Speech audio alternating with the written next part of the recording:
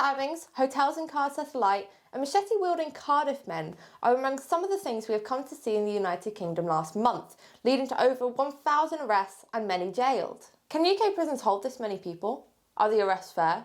Or is this another attempt at silencing concerned British citizens? I'm Sydney Jones, Jonah Jones05, and today we will discuss the arrests on rioters, what sparked these riots in the first place, and the arguably two-tiered approach taken by Keir Starmer, the Home Office and law enforcement. On July 29th, 11 children and 2 adults were stabbed in a targeted attack at a Taylor Swift dance rehearsal class in Southport, England. 3 children sadly lost their lives in this attack, carried out by one Axel Rudikubana, who was born in Cardiff to random parents. He was 17 years old and took the lives of 6-year-old Babe King, 7-year-old Elsie Stancombe, and 9-year-old Alice Aguirre. News of the attack has spread fast, as did misinformation. Channel 3 Now reported the attack was carried out by an Ali Shakati, who was known to MI6 and mental health services. Channel 3 Now also claimed he was an asylum seeker who arrived in the UK by boat last year. This pulled on the heartstrings of many, but to understand why, we must delve deeper into the issues of the UK, specifically illegal immigration. There are numerous public concerns surrounding illegal immigration, which has become more widespread, especially in the UK. Strain on public services, security and crime risks, economy, integration, and cultural differences are just a few of them.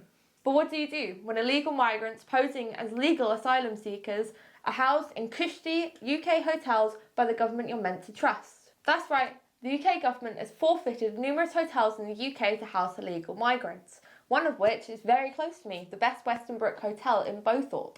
Not only have they been housed, they're getting brand new air conditioning during the summer, something that most houses do not have. With this, many have seen a rise in criminal activity in their areas, suspected to be in relation to the undocumented aliens coming over our border.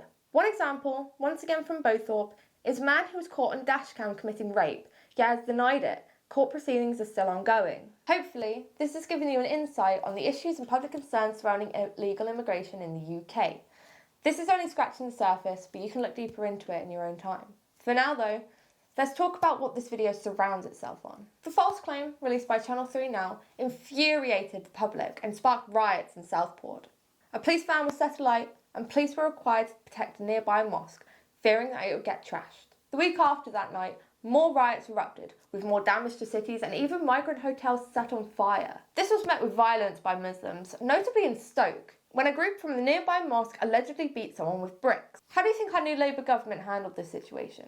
Do you think they addressed concerns by its citizens? Do you think they tried to rectify anything? Well, not exactly. Keir Starmer, law enforcement and the Home Office decided to release statements labelling the rioters and onlookers far-right thugs, labelling them as racist and stating that violent disorder will face the full force of the law. All of this stoking the fire in the hearts of the concerned British public. Nobody can deny that people attended these riots to fuel their own extreme right-wing views, like this person who attended a protest with a swastika. For the most part though, I think we can also all agree that most people attended these protests to get their voices heard by the government.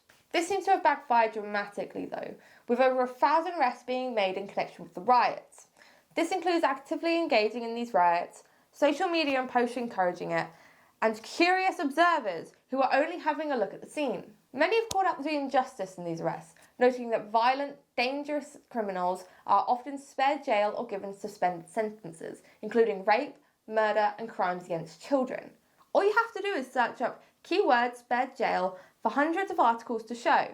For this example, I used child porn user spared jail. Here are just a few examples of arrests that have been made. I will let you, the viewers, decide whether these arrests are justified. 61-year-old David Spring was sentenced to 18 months after pleading guilty to violent disturbances during a protest near Downing Street on 31st of July.